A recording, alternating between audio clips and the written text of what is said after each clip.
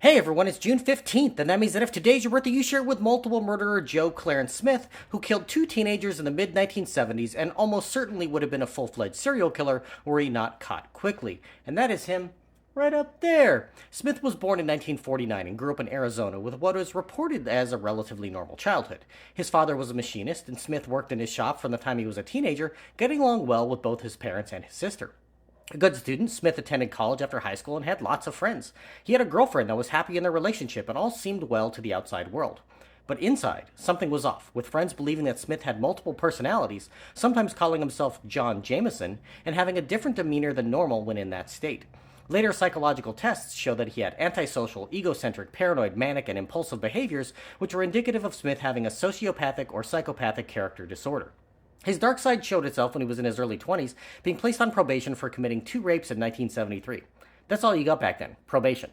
He followed that up with sexually assaulting a pregnant woman in 1975, and in July of that year, picking up a 15-year-old hitchhiker who he assaulted and stabbed repeatedly.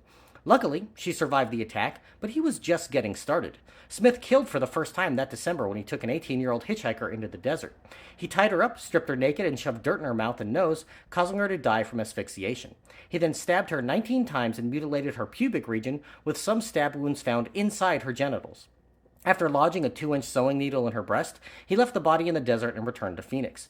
A month later, Smith abducted a 14-year-old hitchhiker and, after sexually assaulting her, forced dirt into her mouth and nose, then stabbed her repeatedly in the torso and groin.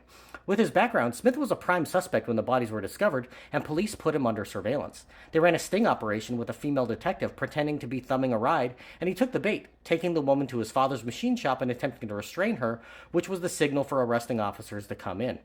He initially denied any involvement in the murders, but while awaiting trial, he broke down and confessed, saying that John Jameson, his alter ego, forced him to rape and kill the girls. Smith was deemed sane enough to stand trial and was convicted and sentenced to death in 1977. An appeal overturned that sentence, and he was back in court in 1979, once again being sent to death row. Another appeal for incompetent counsel went all the way to the Supreme Court, where he was yet again given a reprieve in 1999, but was sentenced to die for a third time in 2004. His appeals continue, with the Supreme Court denying his most recent request to have his sentence overturned just last year. Smith has now spent 44 years on death row, making him one of America's longest-serving and oldest death row inmates. But since Arizona nearly botched their last attempt at an execution, and it had been 6 years since the previous time, it seems unlikely they'll try again anytime soon.